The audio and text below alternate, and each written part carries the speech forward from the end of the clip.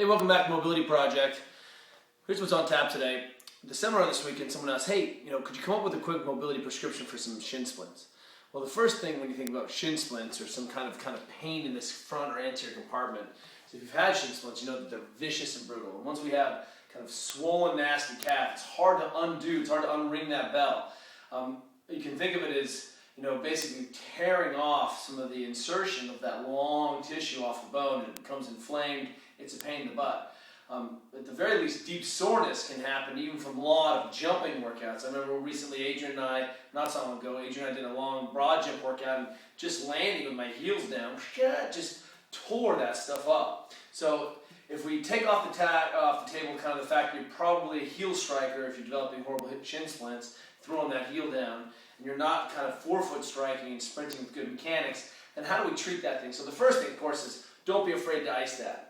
But as we work up and down those tissues, we're trying to get to the bottom of it. One of the things we want to look at is what's going on with this this dorsiflexion. So typically we work on dorsiflexion and plantar flexion, and of the two, we look at pulling the foot back, and that's dorsiflexion. What ends up happening is that, of course, the anterior compartment is responsible for that, and this muscle here, this anterior tibialis, if that thing is ropey and pissed, because it's fibrotic or short or I've repeatedly slammed it, one of the mechanisms your body does is create stiffness in that tissue to try to support the overworked tissues.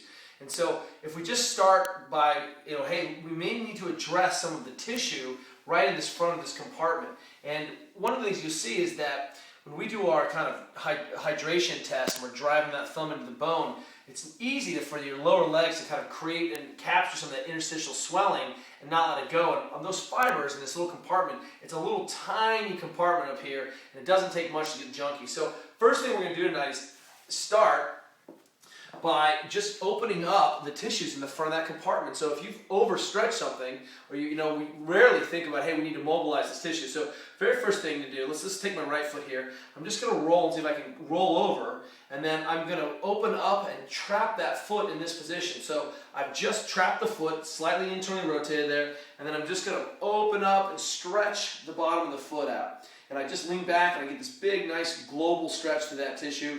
Stop short of pain, contract, 5 seconds, drive your feet in the ground, release, keep winding up, go a little bit further, and you should be able to open this up. One of Romanoff's Coach Romanoff of Post Tech, one of his foot exercises for runners to kind of inoculate them is to be able to load that front of that leg and catch and be able to absorb force there.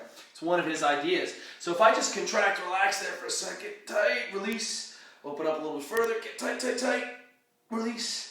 Open a little bit further. One of the things you'll see, even just that, is how much better I have activation, because this tissue isn't quite so tight, and literally you can see in the foot positioning I'm in a much better position because I'm just not so stiff. Pointing, you can even see I get into a better plantar flexion because I just have a little bit longer length there. So that's one idea. Let's treat the tissue. Can I absolutely take my lacrosse ball, do the same thing, so I can get a little tack there, get a little pressure in there, and then make some circles. So let's think about kind of working that anterior compartment right up and downstream. Just make some circles. If you want to use your beautiful trigger point roller in TP therapy, go ahead and same rolling idea. Think about going really slow through those tissues. One of the mistakes that we make is that we hustle too much. You can see the difference just by opening that up quickly. It gives me a lot more range of motion. I get better point, better triple extension. Is that we hustle too fast over this. One of the models that kind of comes from Rolfing is to go really slow and build a little pressure wave. So, even if I'm tacking my foot or using the trigger point setup here, getting a little pressure on top, and one of the mistakes is that we try to go really fast, go really slow, build some pressure side to side, and think about building a little pressure wave and just working your way across. And that's as you especially put that ball into tender bits, go really slow, you'll feel the tissue yield. Now, as we work upstream and downstream, I certainly need to work on my calf.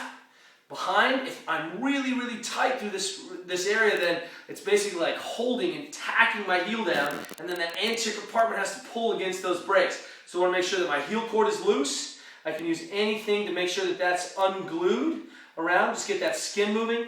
I make sure that my heel cords, I can stretch my calves. I can work and roll the bottom of the foot There's another idea of feeding slack forward. And then finally, there's an idea, you can go ahead and do this beautiful mulligan, where I'm going to wind that foot up, and I can do it either forward or backwards. But I'm just going to go ahead and camp out and make sure I've got good ankle range and just fold forward. The key is not to let the ankle collapse into pronation. I need to keep that ankle in neutral. And to do that, I'm going to have to screw my foot out. Whoa, almost dislocated my toe there. And then I'm just going to press in, keep the ankle in neutral, don't let it pronate, and just kind of press in, make sure you can open up, just oscillate, you contract, press in, release, come a little further, try to keep your heel on the ground. You'll feel nice, beautiful stretching in the back here. If you feel impinged, switch around the other way, and again, test, retest is what it's all about. Bam! Look at that. So that's going to give me a lot more options, and I get better kind of activation of the foot on the other side. Deal with that, then you're going to have to deal with the swelling, deal with the pissed off tissue, but then you got to restore slidability and supplability. We'll see you tomorrow.